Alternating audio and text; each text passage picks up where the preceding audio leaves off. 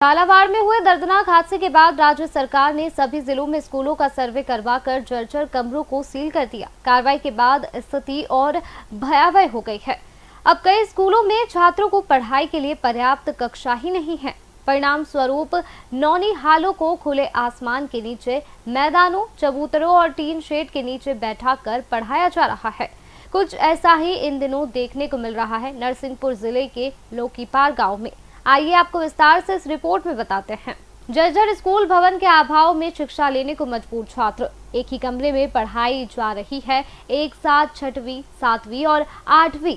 शोरगुल और भीड़ के बीच किस तरह पढ़ पाएंगे ये बच्चे? शिक्षकों ने कई बार शिक्षा विभाग से की नए भवन की मांग।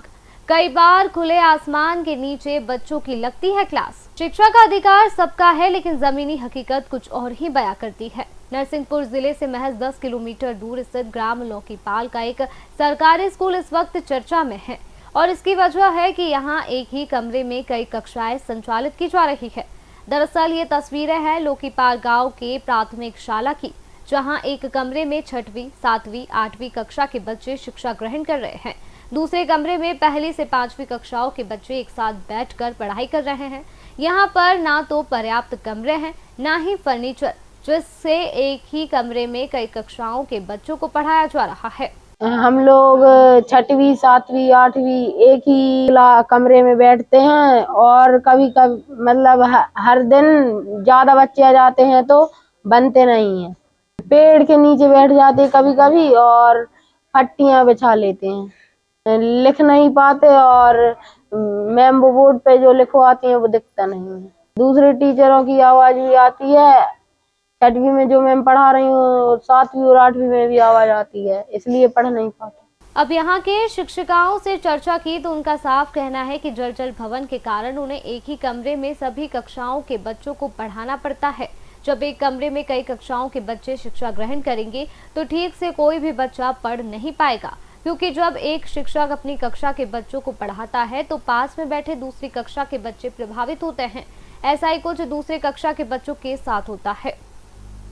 3 कक्षाएं 6 से 8 और एक रूम में 1 से 5 कक्षाएं। 8 कक्षा हैं और 2 रूम उपलब्ध है हमारे पास। सर आप खुद देख सकते हैं, मैं क्या अपने शब्द से कहूँ, आप वर्तमान में देख सकते हैं कि हम 3 टीचर एक जगह बैठ के 3 क्लास को पढ़ा रहे हैं। एक बोलता है, दूसरे को सुनाई पड़ता है, दूसरा बोलता है, तीसरे को सुनाई पड़ता है। हम कुछ गतिविधियां कराना चाहें तो हम कैसे कराएं सर? हम कुछ भी गतिविधियां नहीं करा पाते। बच्चे एक जगह सिमट कर बैठे हुए हैं। कोई प्रिंट रिच वातावरण बनाना चाहे तो रूम में कैसे बना?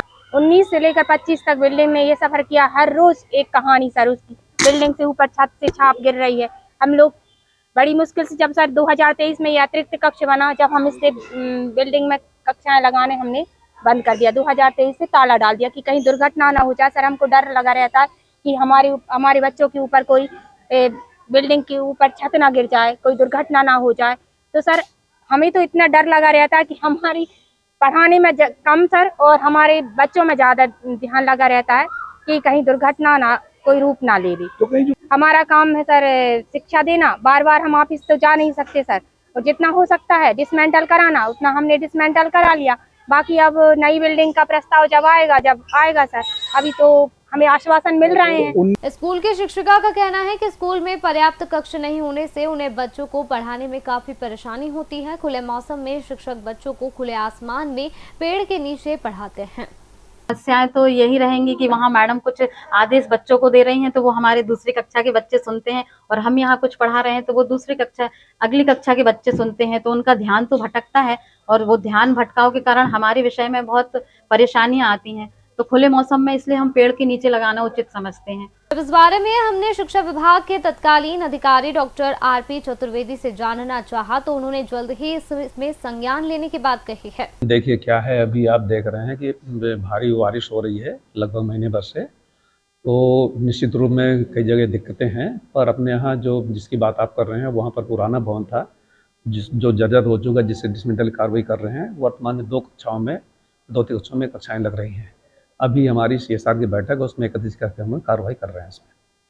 आपको बता दें कि सरकार हर बच्चे को गुणवत्तापूर्ण शिक्षा देने की बात करती है, लेकिन लोकीपार जैसे गांव हकीकत की याद दिलाते हैं कि सवाल यह है कि कब तक बच्चे इस तरह एक ही कमरे में शिक्षा ग्रहण करेंगे, कब इन बच्चों को एक शांतिपूर्ण वातावरण मिलेगा। कब ये बच्चे सुविधाजनक और सीखने योग्य माहौल में पढ़ सकेंगे। फिलहाल नौकी पार गांव स्कूल शिक्षा विभाग का नजरे इनायत के इंतजार में है।